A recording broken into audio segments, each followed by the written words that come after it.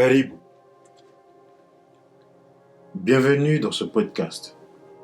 Le thème principal de cette chaîne est le lifestyle, c'est-à-dire qu'on traitera différents sujets tels que l'entrepreneuriat, la poésie, la musique, l'échec, la réussite, etc. À travers ce podcast, je veux mettre en avant l'histoire de mon entourage, de mes proches, afin qu'on puisse débattre, trouver des solutions si possible. Avec mes invités, on parlera de parcours, d'inspiration, de doutes, de constats, mais aussi de décisions, en espérant que ça pourra en inspirer d'autres dans la vie de tous les jours et ou professionnelle. Alors, sans plus tarder, voici l'invité du jour. What's up, bro? What's up? How are you? I'm fine. How are you doing? I'm just doing nothing, just at home. Ok. Bah là, je t'ai appelé pour avoir une petite conversation avec moi pour mon Oui. podcast. Déjà, pour commencer, peux-tu te présenter pour ceux qui ne te connaissent pas? Moi, je m'appelle Johar Ahmed et je suis de nationalité comorienne et je vis actuellement aux États-Unis à Philadelphie. Disons dans la banlieue de Philadelphie, mais on dit Philadelphie. Ok. T'es dans le suburb, c'est ça? Ouais, dans le suburb. Aïe. J'ai révisé un peu. Du coup, là, c'est pour le sujet de notre conversation. C'est pour essayer de comprendre et d'expliquer ton processus, parce que c'est bien, tu l'as dit au début que tu es de nationalité comorienne. Du moins, tu n'es plus que comorien. Maintenant, désormais, t'as aussi une nationalité américaine. Et Oui, exactement. c'est pour ça on échange. Et du coup, pour commencer, tu vois, nous Comoriens, surtout la diaspora comorienne, tu vois, elle se concentre essentiellement en France. Alors, Oui. on peut se demander pourquoi et d'où est venue l'idée de choisir les États-Unis. Ok. Merci de votre question. Pour commencer, au début, il n'avait même pas idée de venir ici aux États-Unis. Parce que moi, mes rêves, c'était d'aller au Canada, mais après deux essais que j'avais fait avant pour me rendre en Europe, ça n'a pas marché. Et du coup, un jour, mon père est venu me dire que voilà, Joa, il y a un oncle à toi, moi élu, on va procéder à une procédure pour aller aux États-Unis.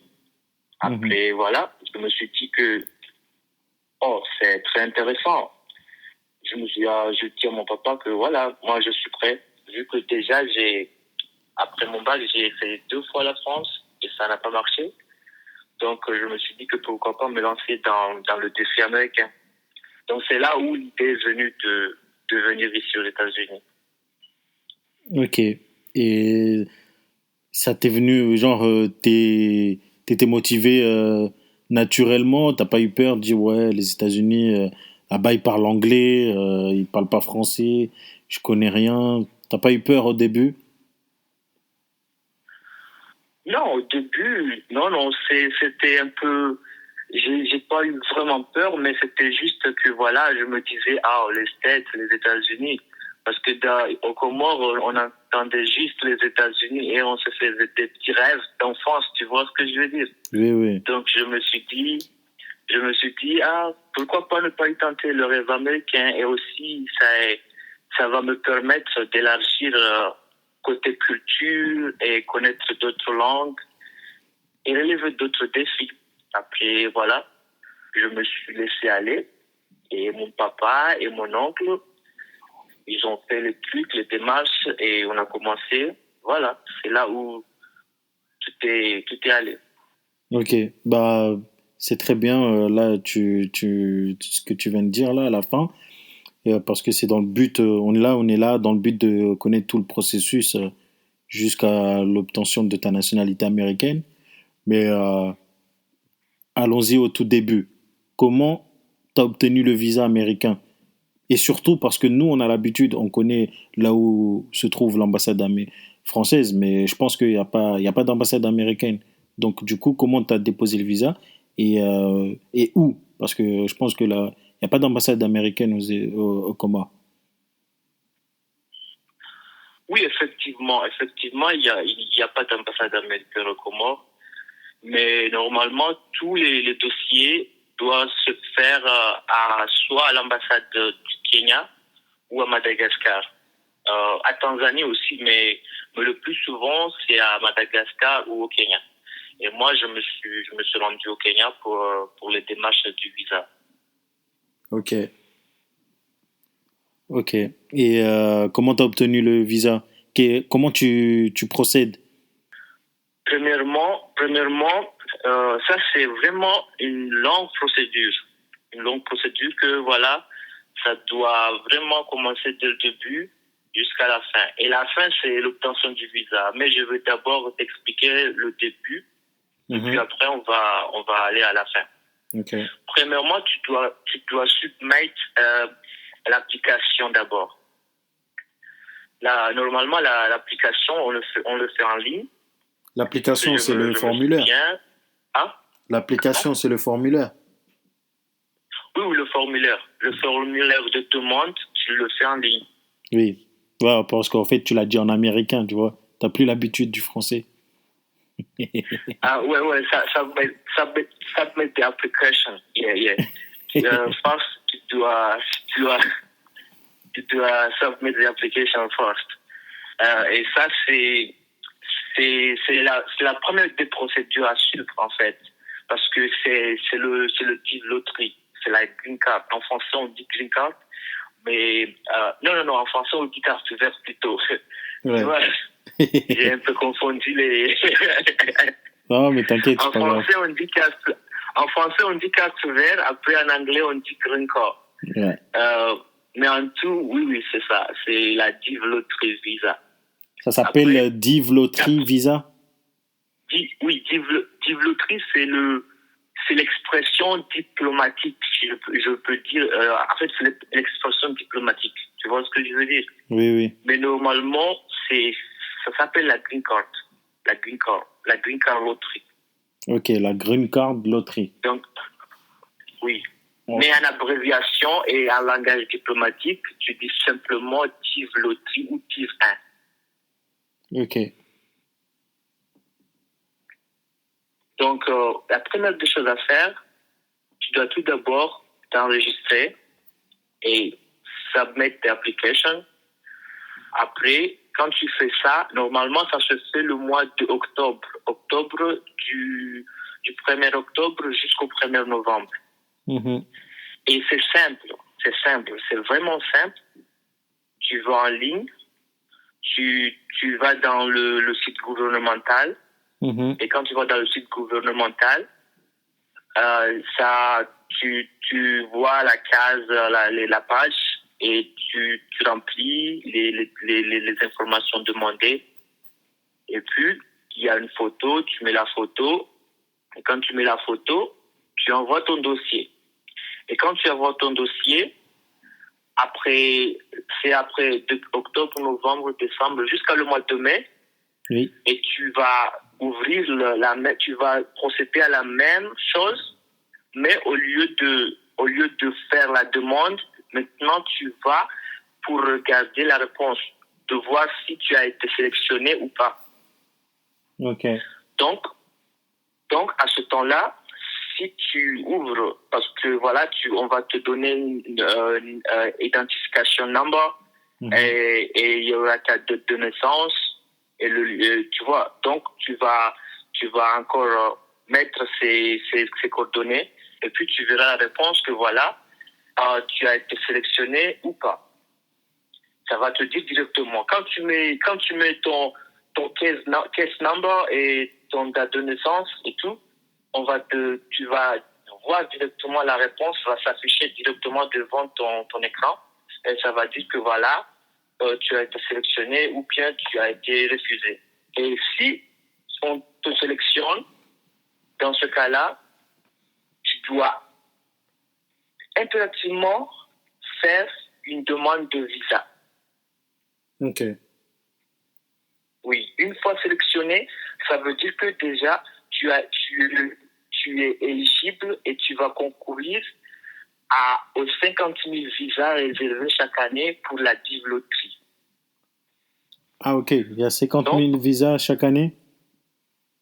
Oui, il y a 50 000 visas délivrés chaque année pour la dive-loterie. Mais pas pour ce que tu as fait là, pour remplir le formulaire. Est-ce que n'importe quel Comorien peut le remplir? Oui, n'importe quel Comorien peut remplir le formulaire. D'accord. Le formulaire n'est pas si difficile. N'importe qui peut le remplir.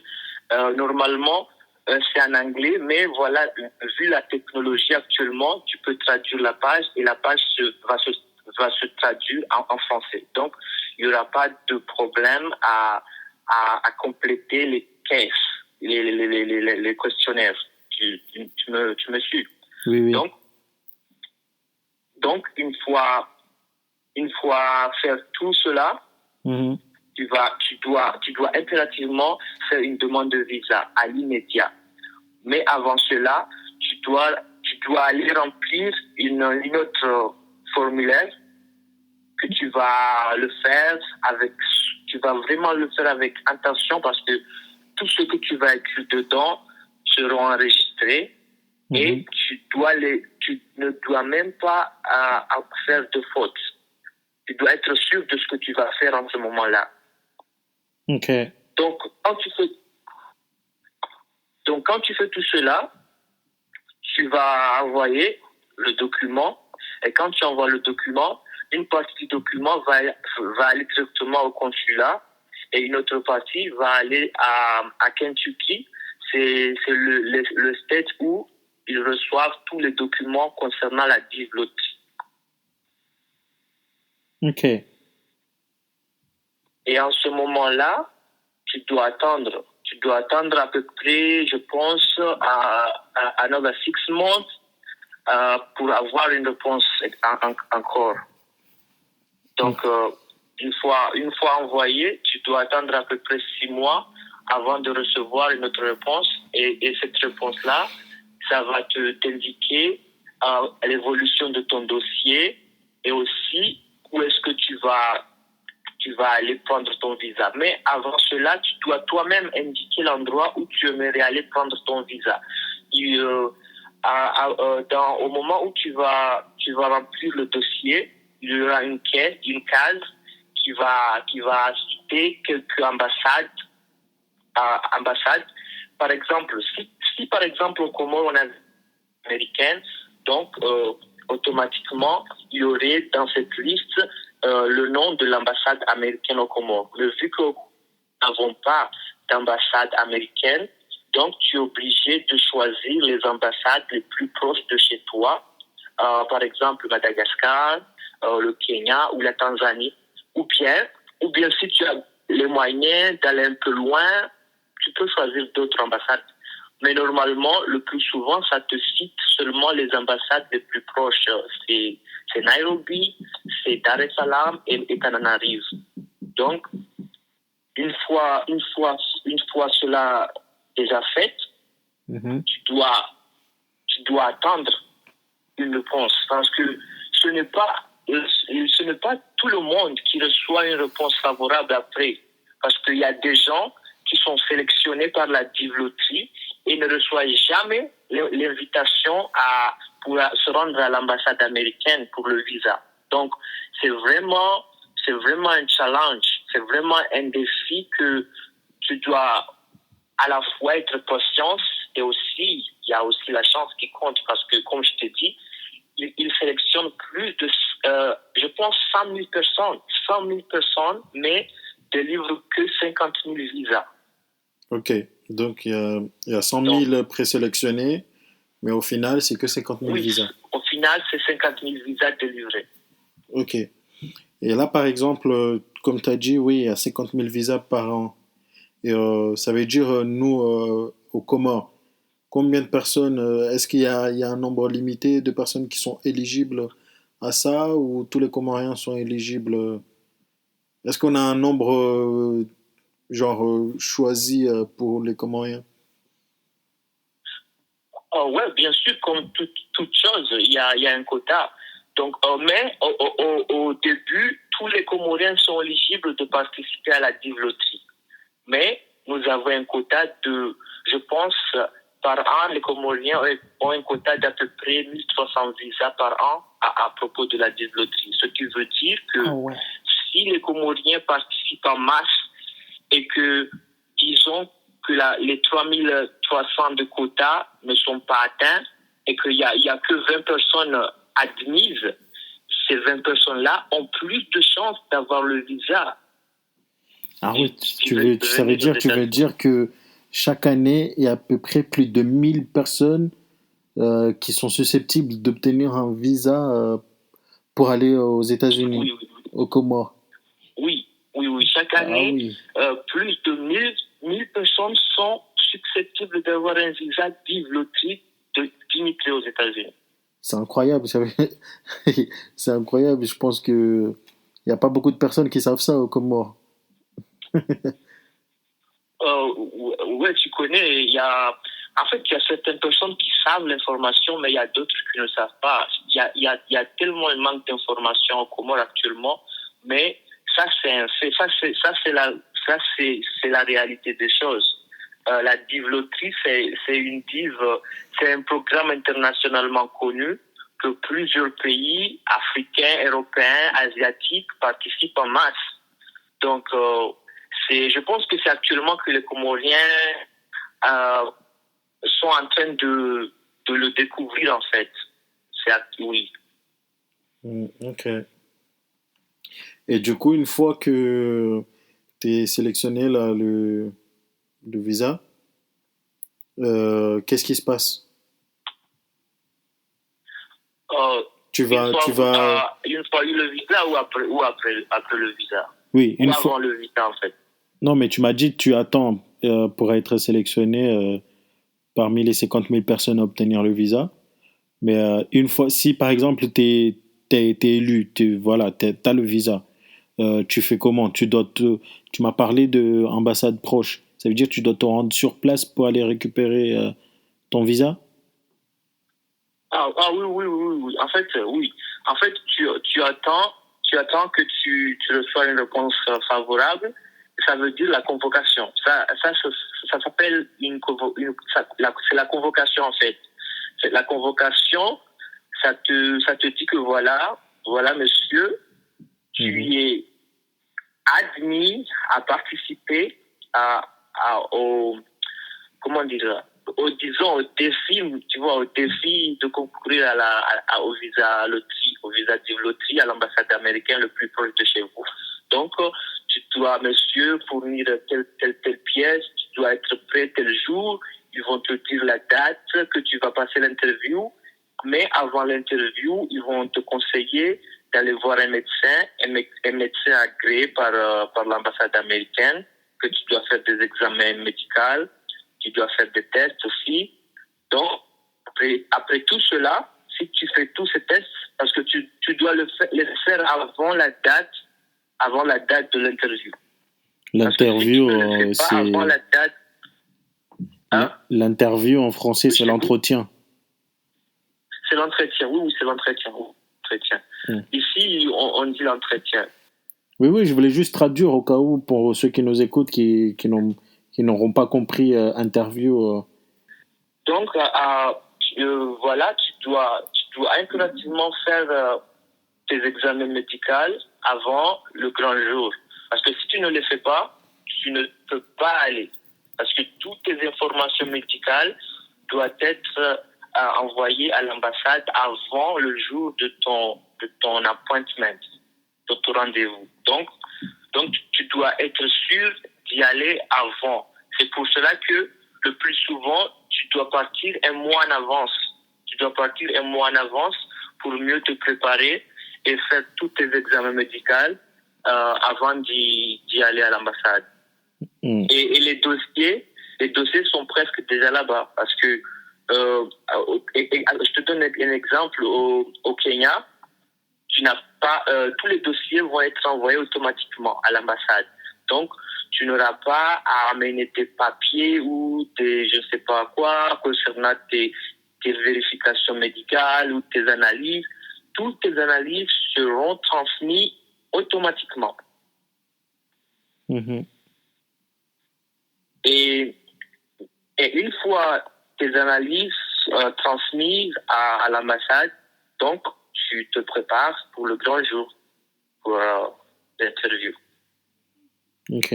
Après, là-bas, tu fais l'interview. Est-ce que on te répond directement ou tu dois rentrer et avoir un délai avant la réponse du visa? Le plus souvent, normalement, les Américains ne te font pas attendre trop longtemps. Si les Américains te font attendre, ça veut dire que peut-être qu'il y a un problème dans ton dossier ou bien ils veulent revoir encore toutes les démarches que tu as suivies pour être sûr, en fait. Mais normalement, le jour même, on te dit directement que voilà, monsieur, tu as eu le visa. Donc, on va t'envoyer ton passeport par DHL ou par poste. C'est comme ça qu'ils font.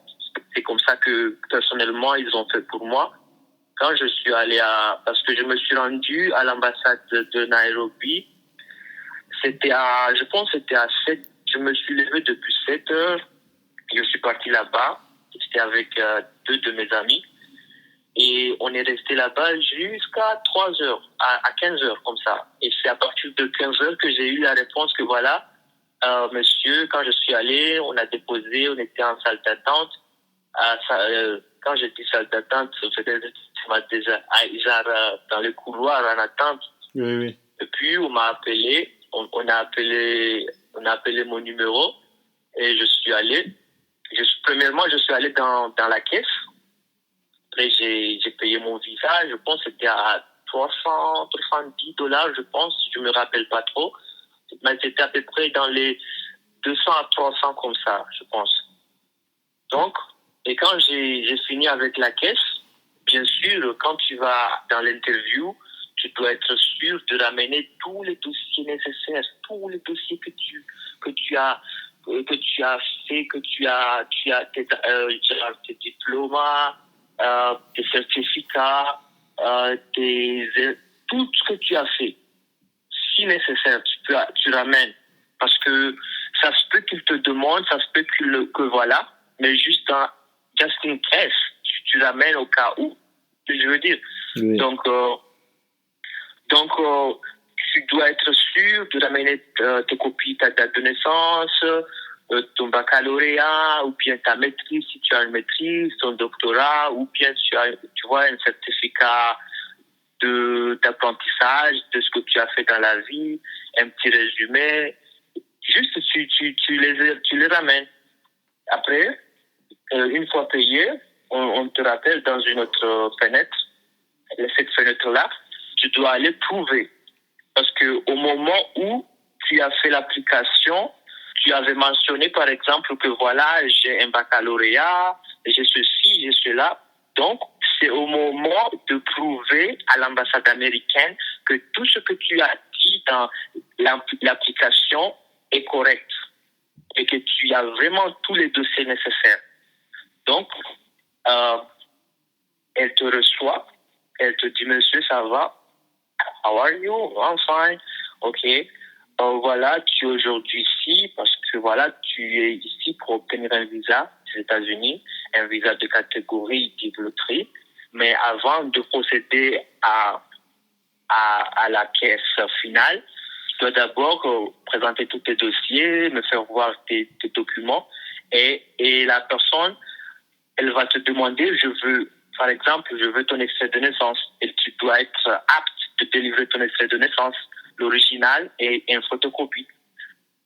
Mais tous ces documents-là, tous ces papiers-là, ils sont encore envoyés en avance parce que le moment où tu le moment où tu envoies la demande, parfois on te demande des copies.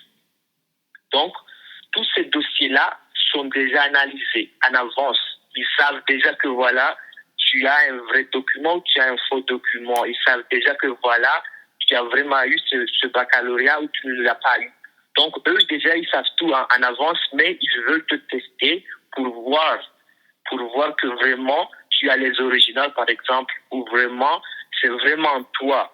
Tu vois ce que je veux dire? Oui, c'est là où tu t'as Donc, dit c'était important de mettre les bonnes informations.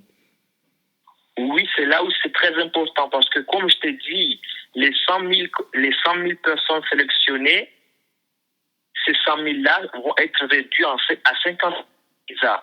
Donc, il va aller, monsieur, ça va, il va commencer à te poser des questions. Your first name, your last name, date of birth, et tout, lieu de naissance. Et et ça dépend parce qu'il y a des gens avec qui de questions et d'autres personnes, ils reçoivent genre 2 à 4 questions ou 2 questions ou une question, tu vois. Moi, ma part, je pense que j'ai reçu 3 questions seulement. Donc, ça dépend des personnes, ça dépend de la situation en plus, tu vois. Donc, tu vas là-bas, mais il faut pas stresser. J'étais avec un ami, parce que tu as droit à un ami. Tu as droit à un ami avec toi à côté. Au cas où, par exemple, tu ne comprends pas bien l'anglais et la personne à côté, il peut traduire. Et moi, je n'étais pas très fort en anglais. J'étais vraiment, vraiment, vraiment un débutant, vraiment nul en fait. Tu vois. Donc, on était allé là-bas.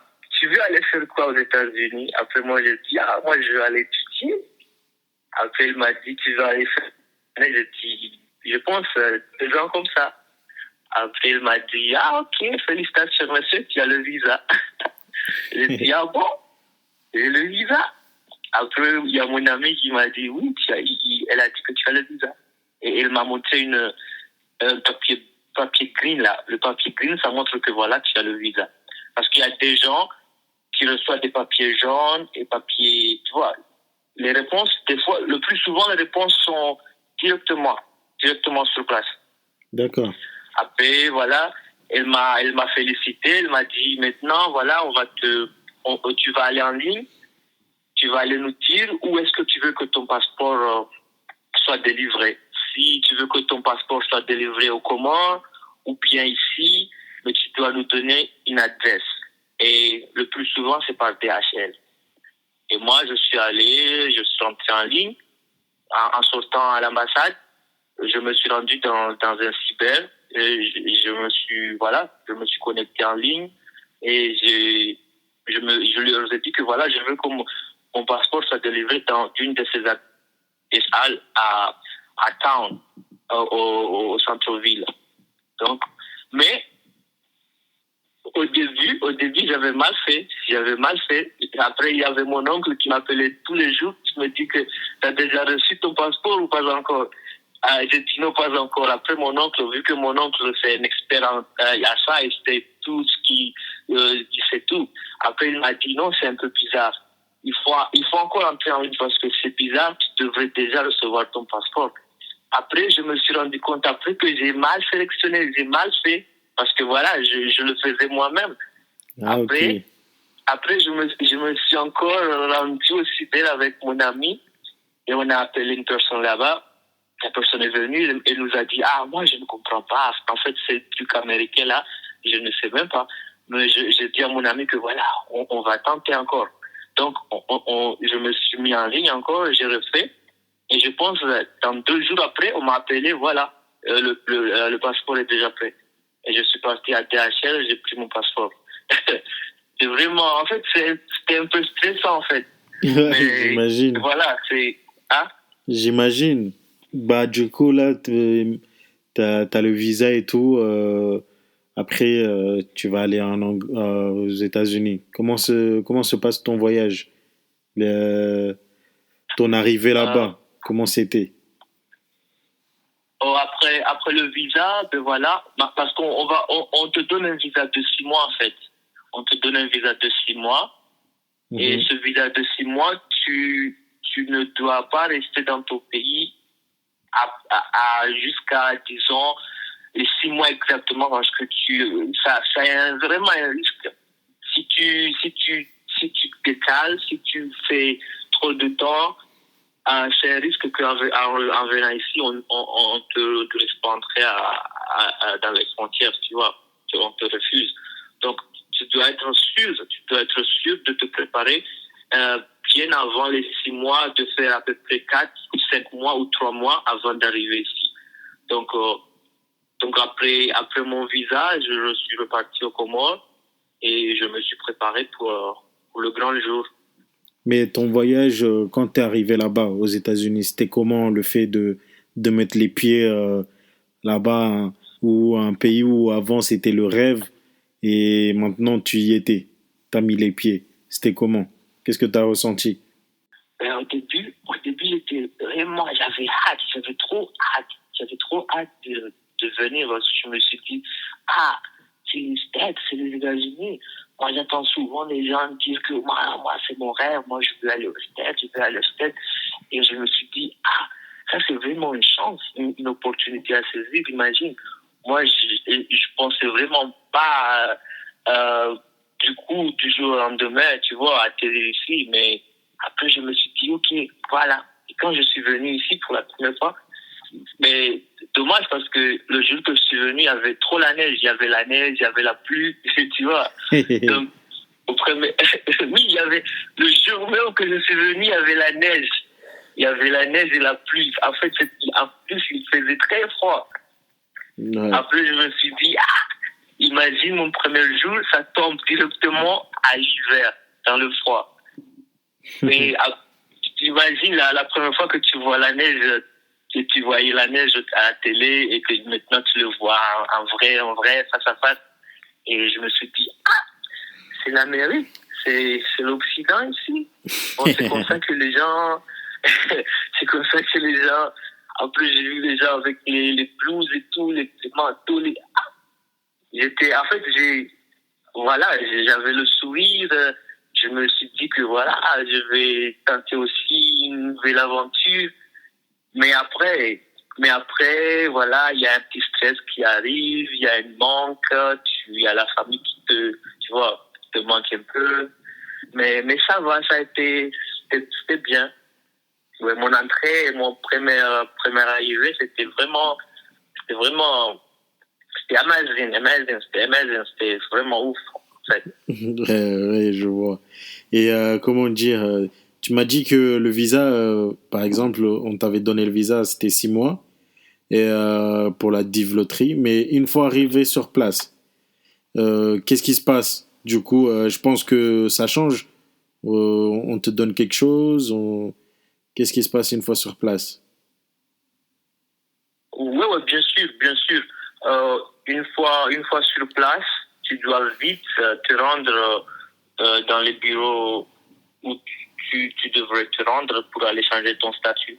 Parce que le visa de 6 mois, ça, normalement, le premier jour que tu viens ici, on te considère étant déjà résident américain. Le premier jour que tu mets les pieds, Ah on ouais, te considère déjà résident. directement. Mais directement, on te considère déjà résident directement. Mais tu dois certifier cette résidence.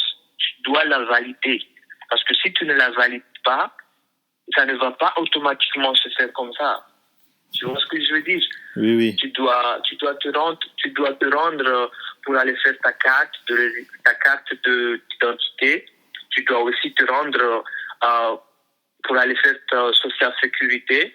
Et aussi, tu dois notifier à l'immigration que voilà, je suis ici et pour confirmer ton adresse, parce que c'est là où eux, ils vont t'envoyer la green card. La green card, ça doit venir dans l'adresse que tu vas fournir. Ok. Donc, et aussi, tu dois payer. Tu dois payer, je pense, $160. En comorien, je pense, on dit Ndwara Dongo, mais en fait, j'ai oublié, comment dire, en français, c'est droit du sol, je sais pas. En fait, oui, je pense comme ça, Ndwara Dongo, c'est droit du sol, n'est-ce pas? Je sais pas, mais ouais, je vois ce que tu veux dire. C'est En gros, tu payes ton c'est plus séjour, comme ça, en quoi. fait. Tu payes la carte. Hein? Tu payes ton séjour. Ouais, ça, ouais, tu payes la résidence. En fait, tu payes ta résidence, ta carte de résidence. Je pense que c'est à 60 dollars. Mais cet argent-là, tu peux la payer avant ton arrivée ou après ton arrivée. Moi, j'ai payé avant mon arrivée. J'ai payé ces 160 en ligne avant mon arrivée. Donc, c'est à toi de voir si tu le payes avant ou tu le payes après. Mais ce paiement est vraiment c'est très important de le faire. Une fois sur place, étais-tu seul ou t'avais déjà une famille sur place qui t'a aidé un peu dans les démarches que tu m'as citées là auparavant, entre autres la carte d'identité, etc., etc., avoir une adresse, avoir un chez-soi. Du coup, je suppose que tu n'étais pas tout seul puisque tu as cité ton oncle. Ah oui, oui, oui, effectivement, heureusement que moi, je n'étais pas tout seul. J'ai eu la chance d'avoir une famille ici et qui m'a beaucoup, beaucoup aidé dans mes démarches. Et une fois arrivé sur place, ils m'ont soutenu et Dieu merci, je n'ai pas vraiment souffert à cause de cela parce que il y a certaines personnes qui arrivent sans connaître quelqu'un ici ou bien sans avoir une famille. Donc, ça s'avère un peu difficile pour eux. Et pas forcément les Comoriens, mais d'autres nationalités. Il y a vraiment des gens qui ne connaissent même personne. Ils viennent, ils s'aventurent seuls. Tu vois ce que je veux dire? Donc, ça leur coûte vraiment cher et aussi il y a trop de stress. Mais moi, heureusement, j'avais ma famille, j'avais les gens ici, les tontons, les tatas, les cousins, les cousines. Donc, tout était tout était normal, comme une vie normale, quoi. J'ai pas, psychologiquement, mentalement, j'ai pas souffert. Ok. Il y avait juste la manque, il y avait juste la manque du bled et tout, mais j'ai pas souffert au dossier administratif. Non, non, j'ai pas eu j'ai pas souffert, j'ai pas souffert. Du coup, toi, tu avais besoin de rien faire parce qu'une fois sur place, tu étais déjà automatiquement considéré comme résident américain. Oui, oui, à part les démarches que je t'ai parlé précédemment, Mm. donc tu n'as, tu n'as rien à faire encore. C'est déjà automatiquement, la carte va venir et ça sera nickel. Ok. Il y a aucun problème à se Bah, faire. du coup, pour nous, les Français ou tout le monde, ceux qui vont nous écouter, explique-nous un peu, c'est quoi cette carte, la green card, cette carte verte, où on Ah, ok, est, ok. où, qui veut dire être résident. Maintenant, je me rappelle maintenant, il y a un star français, là, le Booba, c'est ça, oui, Oui, il a la même carte, il a la carte verte. oui, Euh, Booba et Tony Parker aussi. oui, oui, oui, oui. Oui, oui, en fait, la Green Card, carte verte, ça c'est un programme d'immigration légale aux États-Unis. Ce programme a été fondé et voté je pense, en 1990 par le Congrès américain. Mhm. Et ce programme est initialement pour les pays qui sont moins ici, en fait, qui ont le moins de taux d'immigration ici. Ah, là, tu parles de Donc, la green card d'Yves Lotry. oui, de la green card Lottery. En Ok, fait, c'est quoi la green card et je vais t'expliquer aussi pourquoi cette green card. ok. Donc, voilà, la green card en elle, c'est une carte verte qui te permet de vivre, travailler et faire des études aux États-Unis légalement à une durée indéterminée parce que c'est une carte de résident permanent. Donc, quand on dit permanent, permanent résident, c'est genre tu vis permanently, Mhm. sans aucun problème. Mhm. Donc, cette carte-là est offerte aux personnes qui ont le moins de taux d'immigration ici aux États-Unis.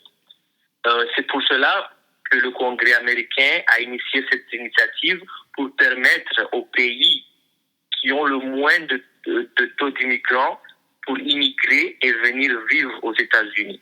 Et les Comores, ils sont parmi ces pays qui ont les moins de personnes, comme la France. La France aussi est éligible. Et il y a plein de pays européens aussi qui sont éligibles.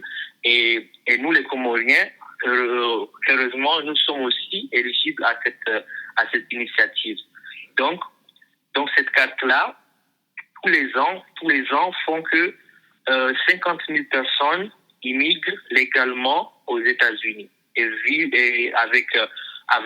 tu peux venir ici aussi avec ta famille parce que quand tu es résident permanent, tu peux prendre ta maman, tu peux prendre ton frère, tu peux prendre ta sœur, mais ça c'est une autre chose parce que ça dépend aussi de ta situation financière sur place. Donc ça c'est une autre chose à suivre. Mais ça c'est cette carte-là, c'est parmi les pouvoirs de cette carte. Tu peux faire des études, tu peux travailler et tu peux vivre, tu peux avoir une maison, tu peux faire des prêts, tu peux tout faire comme un Américain normal, sauf le droit de vote. Tu ne peux pas voter. Ça c'est la seule chose que la carte verte t'interdit de faire. Le droit de vote. Tu ne peux pas voter. Tant que tu n'es pas naturalisé américain, tu n'as pas et tu n'auras pas le droit de voter. Ok. Il y a plein de green cards. En fait, il y a différents types de green cards. Donc, il ne faut pas confondre toutes là parce que tu peux voir un investisseur avec la green card, tu peux voir un étudiant qui va avoir la green card après. Donc, c'est pour ça que je t'avais dit. C'est pour ça que je te disais que celui que tu parles là, c'est celui de la Div Lottery. Div Lottery. Ok. Div Lottery. Ok. Et du coup, par la suite, comment s'est déroulée ton intégration sur place? Est-ce que au début tu savais bien parler anglais? Comment c'était de se faire des nouveaux amis? Ça n'a pas été difficile? Ça s'est passé comment ton intégration? Moi, mon intégration, donc, disons, oui, quand je suis venu ici, on m'a mis dans des cours d'anglais. En fait, je ne savais pas trop parler anglais parce que quand j'étais au Comores, en fait, il y avait une association à nous qui s'appelait Yes Weekend.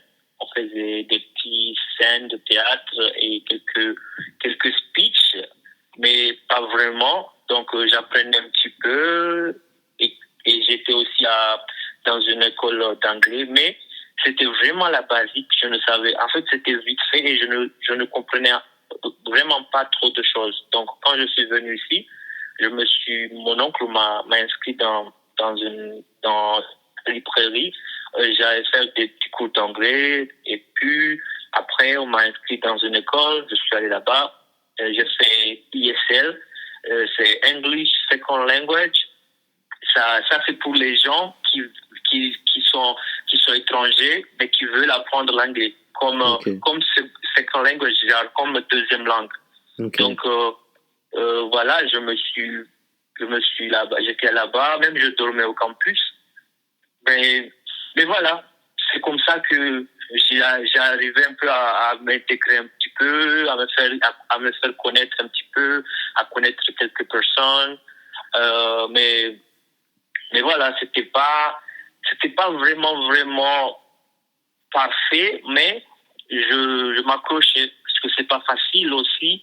C'est pas facile aussi vu que voilà, vu les choses, vu la situation, les gens, tu ne les connais pas bien, donc dois aussi faire très très attention, surtout aux États-Unis quand tu es nouveau. Donc il faut pas vraiment se hasarder comme ça. L'intégration, en fait, ça vient, mais ça vient peu lentement. Il faut pas aussi vraiment vouloir connaître tout en même temps ou bien connaître toutes les choses. Donc moi je pense que l'intégration ça vient avec le temps. C'était ok, c'était pas mal. Ok. Et ok, en parlant d'intégration, tu vis à peu près sur la côte est, dans la banlieue de Philadelphie. Parle-nous-en un peu comment c'est Philadelphie. Et aussi, ah oui, je me suis rappelé, j'avais vu tes snaps. Il y avait l'événement là quand les Eagles de Philadelphie ont gagné. Euh, comment ça s'appelle déjà? Le Super Bowl. Les aigles. Ouais, Eagle. ouais, les Eagles de Philadelphie quand ils avaient gagné le Super Bowl. Et c'était comment de vivre des moments pareils et c'est comment la ville de Philadelphie? Ah ouais, ce jour-là, c'était vraiment le chaos en fait. Pas le chaos en mauvais, mais le chaos en bien. Et je me rappelle, j'étais à l'école ce jour-là, j'avais cours à l'université, dans mon collège, Donc, mais j'ai tout fait pour terminer mes cours avant, parce que imagine, il y avait des gens même qui venaient de loin, de 2 heures à 3 heures de temps de route, à 4 heures de temps de route, parce que c'est pas, en fait, je pense que c'était la première fois, en fait, qu'il gagnait une telle match, un tel championnat, tu vois. Donc, c'était comme de toute la Pennsylvanie et des fans, et c'était vraiment, il y avait des gens même c'était comme la fête de l'indépendance au bled, au Comores, quand les gens se lèvent tôt le matin pour aller se rendre là-bas, et c'était comme ça, c'était pareil comme ça. Ouais, Moi, j'étais un peu en retard parce que c'était presque à 10 heures comme ça que je me suis mis en route, et j'ai garé ma voiture, je pense, c'est à une heure de, c'était à presque 30 miles. Miles, en fait, en français, je peux dire kilomètres, mais ici, parce qu'ici, on n'utilise pas les kilomètres, donc c'était loin, en fait. J'ai garé ma voiture de loin et j'ai pris le bus. Ouais. Mais quand j'ai pris le bus, j'étais obligé aussi de m'arrêter et de me mettre à pied, d'aller à pied, parce que il y avait trop de foule. Je pense dans les 7 millions de personnes. Ils ont envahi toutes les rues de Philadelphie, toutes les rues et les remparts de Philadelphie avaient du monde, c'était bombé jusqu'au centre-ville. Donc, imagine, moi, sincèrement, c'était la première fois que je voyais une telle foule pareille. Je voyais des foules gigantesques à la télévision, mais ce jour-là, c'était presque ma première fois que je voyais une énorme foule avec tant de personnes à ce stade-là. Je n'y croyais même pas. Je me suis dit, waouh! C'était incroyable. Je me suis dit que me ouvre le monde là. Tout ça pour juste un petit championnat. Tu vois? Ouais, je me suis dit, en fait, j'étais un petit peu, tout ce monde juste pour une petite victoire.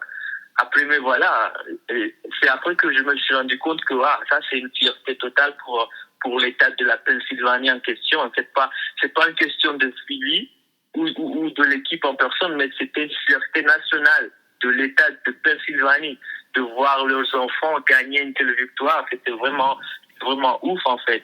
En plus, le football américain, c'est le sport numéro 1 là-bas aux États-Unis. Du coup.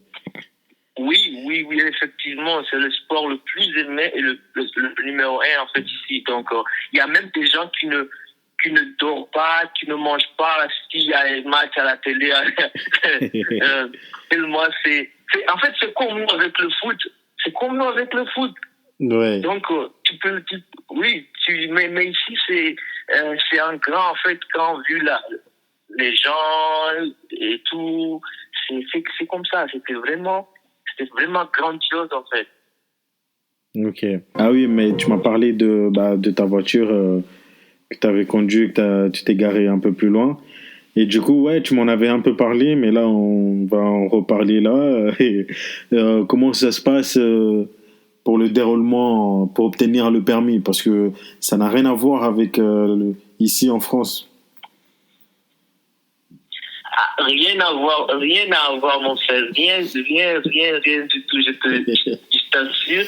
Même toi-même, tu vas, tu vas be shocked. Tu vas être vraiment étonné. Même tu vas dire, non, laisse tomber, tu mens. C'est pas vrai, c'est pas la vérité. Tu sais quoi? Non. Tu veux vraiment que je te raconte? Vas-y. Tu vas vraiment... Comment t'as obtenu ton permis? Hein? Comment t'as obtenu ton permis? Et t'as payé combien?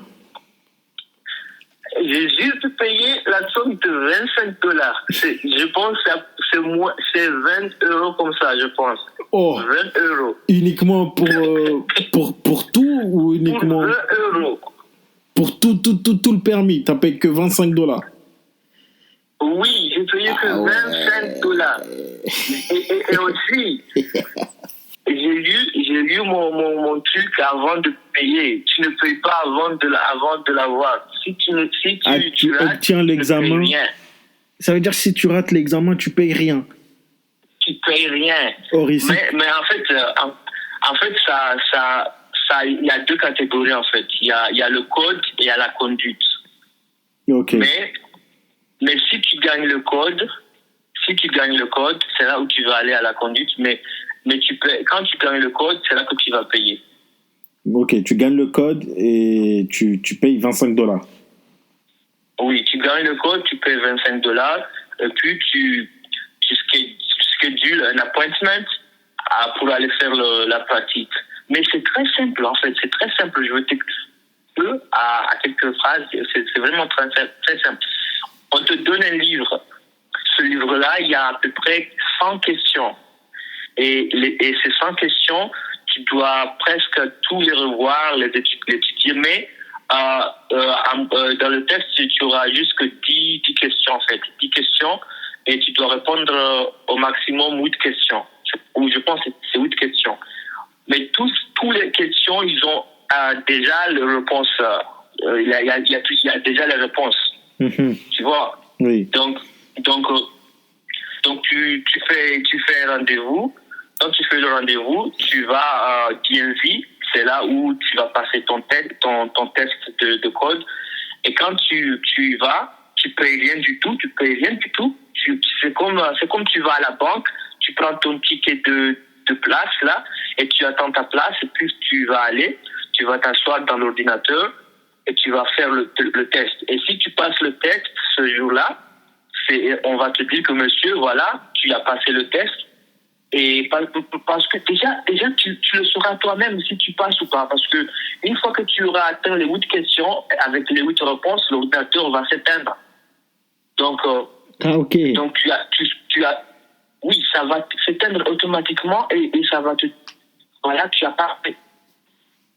Et à ce moment-là, tu vas te lever et tu vas aller au guichet. Et le guichet vont te dire que voilà, tu dois payer $25. Et ces $25, normalement, quand, à la période où j'ai passé le mien, j'ai payé par money order. C'est comme un chèque, mais c'est pas un chèque à la banque. C'est un chèque, je ne sais pas comment ça fonctionne exactement, mais tu payes avec ça. Et mais maintenant, actuellement où je te parle, il y a 3 modes de paiement actuellement. Tu peux payer avec ça, tu peux payer avec ta carte bancaire, ou bien tu peux payer avec un chèque en banque. Donc c'est les 3 moyens actuellement disponibles. Donc quand tu payes cet argent-là, on va te dire que voilà, tu vas aller en ligne, tu vas sélectionner le jour et l'heure que tu aimerais passer le code, passer la conduite. Plutôt. Ah oui, c'est toi qui décides. Oui, c'est toi qui décides. Eux, ils ne vont rien te dire. Parce que c'est toi qui est le maître de soi. C'est toi qui es le maître. Parce que c'est avant tout ta disponibilité. Ici, c'est comme ça. Ici, c'est pas les gens qui décident. C'est toi-même qui décides le jour que tu seras disponible.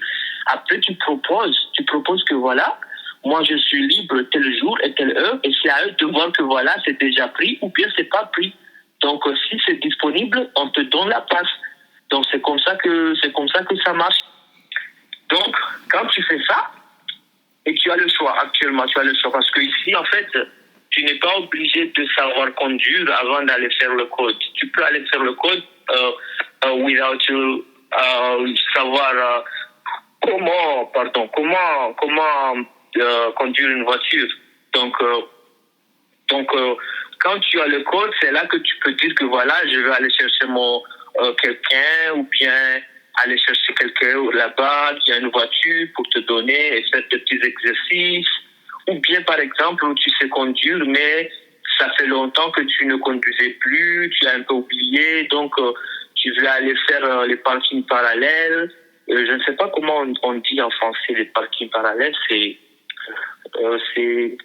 Attends, comment? Les parkings parallèles, peut-être faire un créneau ou... Ouais, les créneaux. Oui, c'est ça. Oui, c'est ça. Oui, c'est ça. Ah, ok.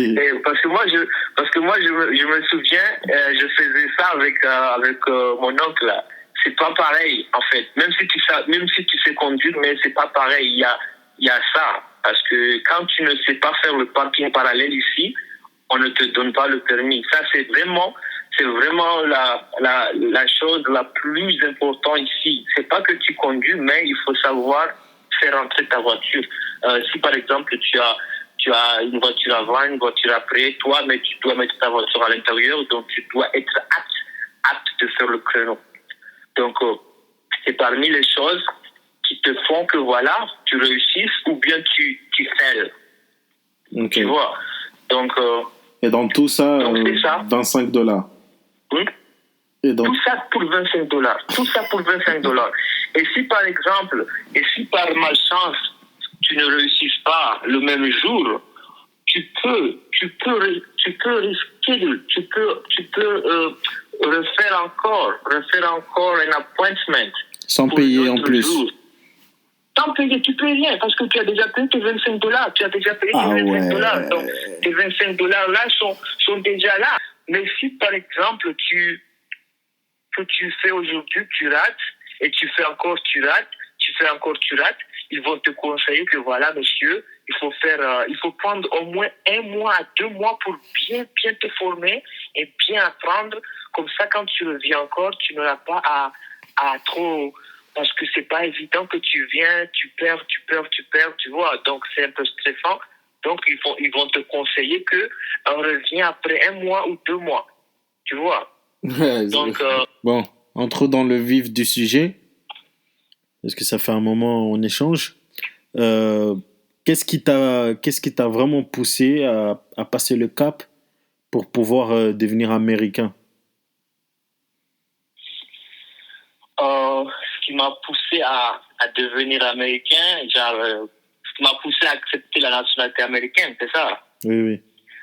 Ben voilà, c'est simple. Déjà quand j'ai eu ma green card, bon, après les années passent, je me considère en fait comme c'est ici chez moi.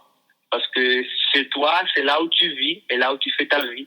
Et moi, je me considère ici comme chez moi. Donc, je me suis dit, pourquoi pas ne pas appliquer pour la nationalité et devenir officiellement et 100% américain. Donc, j'ai pas hésité. En plus aussi, il y a certaines raisons parce que déjà avec la green card, tu peux le perdre. Tu peux le perdre à tout moment. Donc pour être sûr de cela que voilà, c'est mieux d'être naturalisé. En plus, il y a aussi d'autres opportunités qui peuvent s'offrir avec toi une fois avec la nationalité américaine. Ça peut être du côté affaires ou bien, et ça peut être par exemple tu veux aller aux Comores ou faire des affaires, mais tu te dis que voilà, je ne peux pas. Il y a la peur là qui s'éteint. Le fait que voilà, si je veux retourner aux États-Unis, on me bloque à l'immigration, on me dit que voilà, tu ne peux pas rentrer. Mais dans ce cas-là, tu as plus de liberté dans ta vie de faire ce que tu veux, de rester où tu veux pour plusieurs années ou plusieurs mois. Mais pour moi, sincèrement, c'est pas une question de cela, mais juste que voilà, ça peut m'aider dans le futur si je veux devenir, disons, entrepreneur ou bien je veux faire des business avec d'autres, avec un échange culturel, ou bien affaire avec mon pays de naissance. Donc, ça implique plusieurs choses, en fait, parce que tout le monde a ses propres raisonnements. Il y a il y a même ceux qui vivent ici avec la green card et qui le renouvellent tous les 10 ans. Donc, et c'est pas, moi, je trouve que c'est pas évident. Moi, j'ai pas hésité à saisir cette occasion. En plus de cela, tu dois, tu dois être, il faut pas aussi se renfermer dans une seule bulle. Je me suis dit que voilà, je suis né dans un pays francophone, un pays avec qui je parlais français, je suis grandi dans une culture française et comorienne. Je me suis dit pourquoi pas aussi tenter une culture anglo-saxonne et aussi connaître d'autres cultures et m'intégrer dans d'autres horizons et vivre une vie qui serait un petit peu différente de celle que je vivais avant, de la francophonie. Donc, c'est une occasion, en fait, encore de devenir, disons, bilingue, connaître l'anglais, m'initier dans dans un autre environnement, en fait. Tu vois? Oui. C'est comme, voilà, se challenger, se donner des défis, Et moi, j'aime relever des défis. Donc, je me suis dit que je ne peux pas rester dans une seule bulle. Et c'est pour ça aussi, merci Dieu de m'avoir donné cette occasion, cette opportunité d'imiter dans un pays autre que francophone, dans un pays anglophone, avec qui je vais essayer de faire montrer et partager aussi ma culture francophone avec avec d'autres cultures. Tu vois ce que je veux dire? Donc c'est une opportunité, en fait, de partager ce que j'ai déjà, ou je sais déjà, avec d'autres personnes qui aimeraient aussi connaître ma culture. Donc, c'est un échange. C'est une très bonne expérience, ça augmente. Ouais, c'est très intéressant et comme tu l'as dit, c'est une très grande opportunité. Ouais, c'est une très grande, oui, c'est une très grande opportunité. En fait, je ne veux pas rentrer dans les autres parce que nous avons tous des raisonnements différents ou des objectifs différents. Mais pour ma part, je considère que c'est une occasion en or de saisir cette chance. Parce que voilà, devenir américain, c'est pas une obligation. Eux ne t'obligent pas, c'est pas une obligation. Tu peux dire que voilà, je ne veux pas, tu vois, ou tu peux voilà te dire que voilà, je vis avec ma green card, je ne veux pas devenir. Mais moi, j'ai choisi de devenir parce que je me suis dit que voilà, c'est ici chez moi, c'est ici chez moi, je me considère entièrement ici et je ne peux pas nier cela. C'est un fait que voilà. C'est ici que je vis, c'est ici que je fais mes trucs, c'est ici que je mène ma vie. Donc, je ne peux pas nier ce fait. Donc, pourquoi pas ne pas saisir aussi l'occasion, parce que déjà la Green Card t'offre l'opportunité de devenir américain après 4 ans et demi ou 5 ans. Oui, Et sans avoir renouvelé ta Green Card, parce que la Green Card, c'est tous les 10 ans. Donc, à 4 ans, ça te donne l'opportunité d'appliquer pour la nationalité. Donc, tu n'es pas obligé de renouveler ta green card si tu veux à 5 ans ou 4 ans et demi. Donc, je me suis dit que je ne sais pas ce qui va m'arriver dans le futur. Ça se peut que dans le futur, je deviens, je ne sais pas, une grande icône ou bien une grande personne dans certains domaines. Donc, peut-être ça va m'aider aussi à représenter mon pays de naissance et mon pays d'adoption, tu vois. Donc, mais moi, en réalité, je n'aime pas employer cette vocabulaire de pays d'origine ou bien de pays de naissance. Non, tu vois. Donc voilà, c'est comme ça. Les Américains sont comme ça. Les Américains, c'est rare qui évoquent les origines des gens. Que voilà, lui, c'est américain d'origine, je ne sais pas où. Non, non, ça, quand tu es américain, tu es américain. Mais c'est en toi que voilà, je sais où je suis, je sais d'où je viens. Tu vois, donc ça, c'est quelque chose que voilà, tu ne peux pas l'effacer en toi. Ça, c'est déjà en toi. Tu sais d'où tu viens. Et il faut jamais oublier d'où tu viens. Mais c'est voilà. Donc, Ok.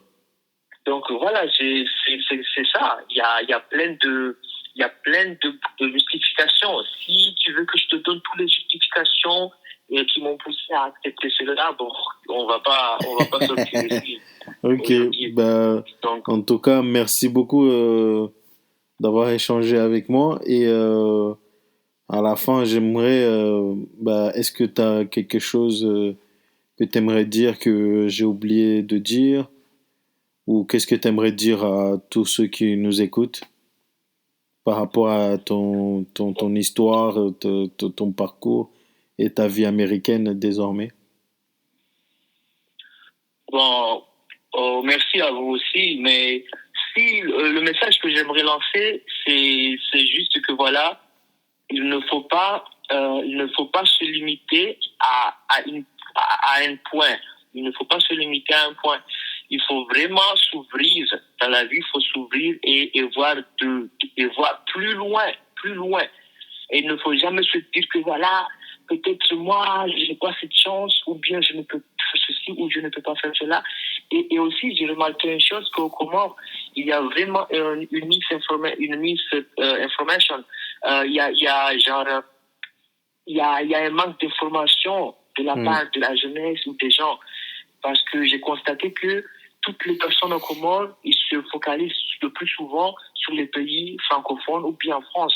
Alors que les pays anglophones ou bien les États-Unis même, il y a plein d'opportunités et plein de voies qui sont accessibles et qui sont disponibles aux gens, tu vois, Hmm. qui peuvent se lancer. Donc, moi, je dirais que voilà, il faut vraiment se détacher de tout ça. J'invite les gens à faire la green card, à appliquer pour la green card parce que l'application est gratuite. Tu ne payes rien du tout. Tu fais l'application gratuitement sur Internet. Tu le fais gratuitement. On te demande même rien du tout. Tu vois. Hmm. Donc, j'invite les gens à venir et aussi à changer les idées, à se dire que voilà, il faut se dire que voilà, je peux faire ceci, je peux faire ceci. Il faut être ambitieux dans la vie et il faut avoir le courage et la patience parce que parmi les choses que tu veux dans la vie, ça ne vient pas d'un coup ou ça ne vient pas comme ça d'un cliquement de doigts comme ça, mais ça prend du temps. Donc, et aussi, il faut être combatif, il faut pas se laisser faire dans la vie, il faut pas se laisser, il faut se battre, il faut y croire en ses rêves et y croire à ce que tu veux devenir. Parce que c'est comme ça qu'on arrive dans la vie. Ça, tu as de l'ambition et que tu as la volonté aussi, parce que c'est pas toutes ces choses-là, ils vont avec. C'est pas que voilà, tu veux faire ceci, que ça va venir. Mais Ok. tu dois être dans la route, tu dois aller les rechercher, tu dois te documenter, tu dois chercher des gens avec qui ils savent pour les interroger, les questionner. Ok. Tu ne dois pas. Et moi, je trouve que les Comoriens, nous avons vraiment une chance à saisir. C'est pas forcément les États-Unis ou c'est pas forcément l'Occident. Même au Comores aussi. Mon message, c'est, je ne me focalise pas forcément sur les États-Unis. Mais même ceux qui sont au Comores et qui veulent faire des choses au Comores, ils peuvent le faire. Quand ils sont, parce qu'on peut pas se laisser comme ça et dire que voilà, nous vivons dans un pays avec quoi il n'y a pas ceci, il n'y a pas cela, et se dire que voilà, se dire que tout est fini, tout n'est pas fini. On peut réussir partout là où on est. On peut réussir partout là où on est. On peut faire des choses partout là où on est. C'est pas Hmm. forcément ceux qui sont en France ou aux États-Unis, parce que ils sont dans des pays développés qui peuvent eux seuls faire des choses. Même ceux qui sont en Comores peuvent aussi faire des choses. Donc, Hmm.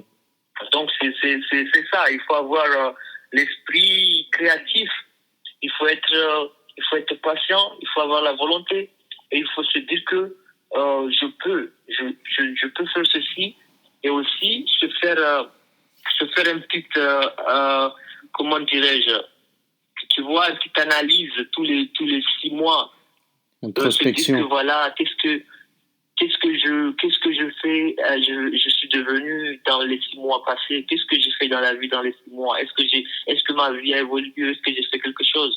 Donc tu dois aussi, les gens doivent aussi se faire des plans, chaque 6 mois se faire des plans et se faire des petits bilans dans la vie, parce que c'est comme ça qu'on peut arriver, c'est comme ça. Il faut pas se dire que voilà, je vis dans un environnement qui n'est pas approprié ou bien je vis dans un pays pas développé, que voilà. Non, c'est pas comme ça. Il faut se prendre sa vie en main et se dire que voilà, je peux devenir quelqu'un. Même si je suis dans l'un des pays le plus jeune, je peux devenir, je peux faire quelque chose. Je peux aider dans la vie sociale des gens. Je peux aider dans la communauté.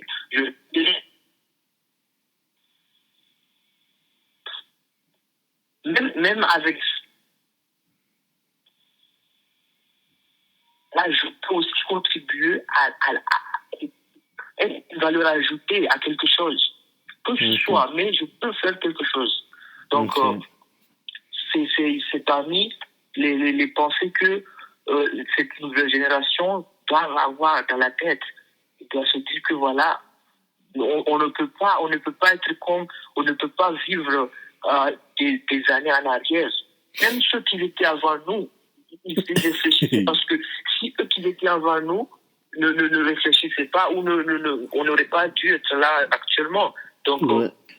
Merci beaucoup, Johar, et d'avoir pris ton temps et d'avoir pu échanger avec moi là-dessus. J'espère que parmi, même s'il y a que une ou deux personnes qui nous écoutent, j'espère que ça puisse leur aider, ça puisse leur informer surtout. Et merci à toi d'avoir pris ton temps et puis voilà, je voulais te remercier. merci à toi aussi. Et oui, oui, comme tu l'as dit, j'espère que ça va servir à véhiculer certaines informations. Et j'espère que voilà, que tout se passera bien et que le message est passé. Et je m'excuse si par hasard j'ai dit des choses blessantes ou bien j'ai dit des choses qui ne sont pas appropriées. Bon, je demande des excuses parce que c'est comme ça, c'est la vie, c'est humain. Donc c'est l'humain qui fait des fautes. Donc je te remercie aussi de m'avoir donné cette opportunité et de m'exprimer et de dire ce que je pense sur ce petit interview. Ok. Donc, merci. et j'espère que vous allez passer une très bonne soirée. Merci à toi aussi.